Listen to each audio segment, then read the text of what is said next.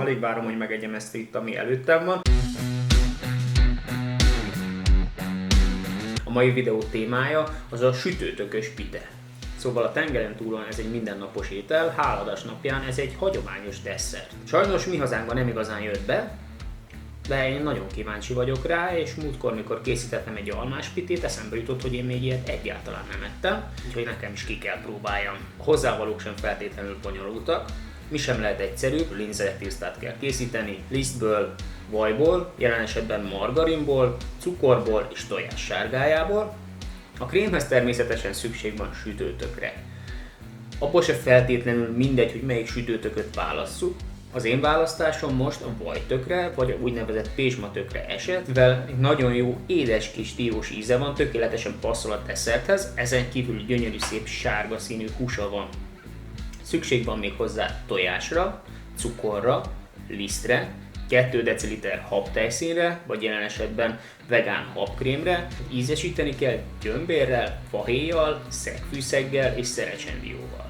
Természetesen, mint minden pitét, ezt is a tésztával kell kezdjük. Egy egyszerű linszertésztát fogok készíteni, amihez a margarint vagy a vajat össze kell morzsolni a liszttel. Ehhez én mindig egy aprítógépet használok, mert nagy mértékben spórolja nekem az időt. Hogyha ezzel meg vagyok, akkor beöntöm a lisztes margarinos keveréket egy keverőtálba, majd jöhet hozzá a többi alapanyag, a cukor, tojás sárgája, vagy kézzel összegyúrom, és hogyha összeállt, akkor még a deszkán nyüstölöm kicsit, majd becsomagolom egy fóliába, és irány a hűtő, pihentetem. Amíg a tészta a hűtőben pihen, végre foglalkozhatunk a krémmel. Tulajdonképpen szükségünk van egy sütőtök pürére. Ezt más országokban lehet konzerves formában is kapni, őszinte legyek, nem is kerestem, de biztos vagyok benne, hogy nálunk nem lehet, de egyébként sem használnám, én szeretem ezeket a dolgokat elkészíteni. És ennek 2 verziója van. Van egy hosszadalmasabb módszer, amikor megsütjük a tököt, majd aztán egy kanállal lekaparjuk a héjáról, és ezen kívül még pürésítjük azt. Nos, én az egyszerűbb és a másik verziót választottam, amikor egyszerűen meghámozom a tököt, majd fölkockázom, és forró lobogó vízbe főzöm 8 percig, majd leszűröm, és lehűtöm vízzel, és félrerakom hűlni. Amíg ez hűl, kivajazom a pite formát. Jelen esetben én margarint használok, de ezt már említettem, na mindegy, én ezt kivajaztam, jöhet ki a tészta a hűtőből, kinyújtom, egészen akkorára, hogy 3-4 centivel nagyobb legyen, mint a forma. Helyhiányában kénytelen voltam én most ezt a sodrófát használni, viszont ahhoz, hogy át tudjam rakni a tésztát a formába, egy másik sodrófát ajánlok, azt a hosszú egyenes, olyan, mint a partkisnél, tudjátok. Na mindegy, arra van szükség, és ezt fogom, föltekerem, és gyönyörű szépen áthelyezem a tésztát a formába.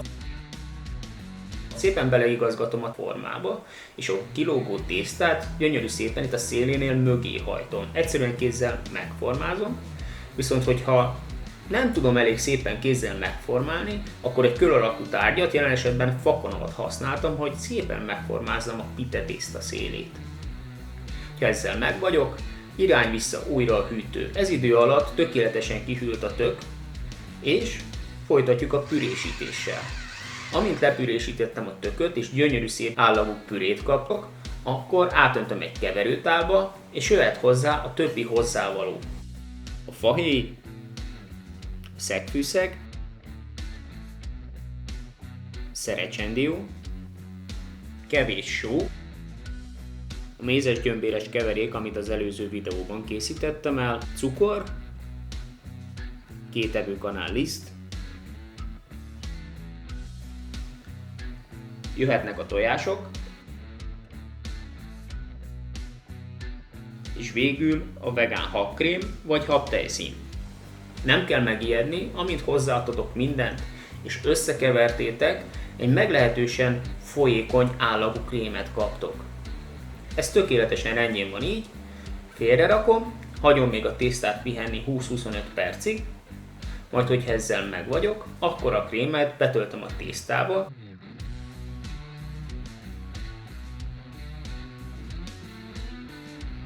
majd gyönyörű szépen egy tojással megkenem a tészta szélét, és beküldöm a sütőbe. A sütés 2 fázisban zajlik, első körben 190 fokon sütjük. Majd 15 perc elteltével levesszük a hőmérsékletet 165-170 fokra, és további 35-40 percig sütjük, egészen addig, amíg a közepe teljesen megszilárdul. Hogyha esetleg a tészta széle nagyon gyorsan pirulna, csökkenthettek még a hőmérsékleten, de a legjobb, hogyha letakarjátok nagyon óvatosan alufóliával. Figyeljetek arra, hogy a krémet ne érje az alufólia, hiszen az folyékony, és nem lenne feltétlenül esztétikus akkor a végeredmény. Ha kész, akkor teljesen kihűtjük, és irány a hűtő. Másnap kivesszük, óvatosan felszeleteljük, rárakjuk egy tányérra, díszítjük kevés tejszínhabbal vagy habkrémmel, meghinthetjük még kevés fahéjjal, és már nincs más dolgunk, az, hogy megegyük. Lássuk is, hogy sikerült.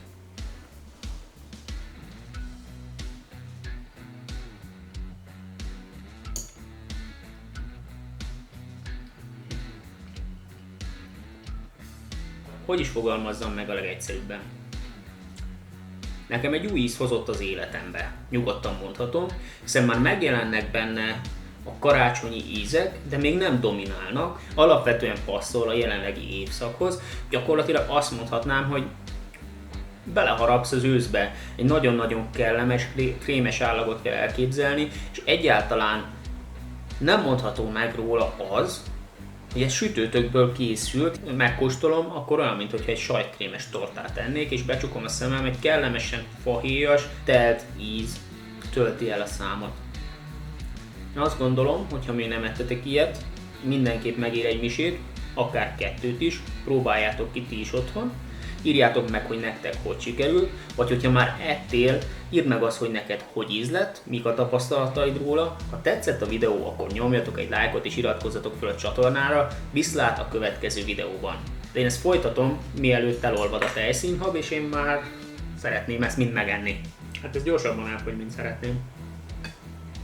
Mindig elfelejtem mondani. A pontos anyaghányad megtalálható a videó leírásában. Elfogyott.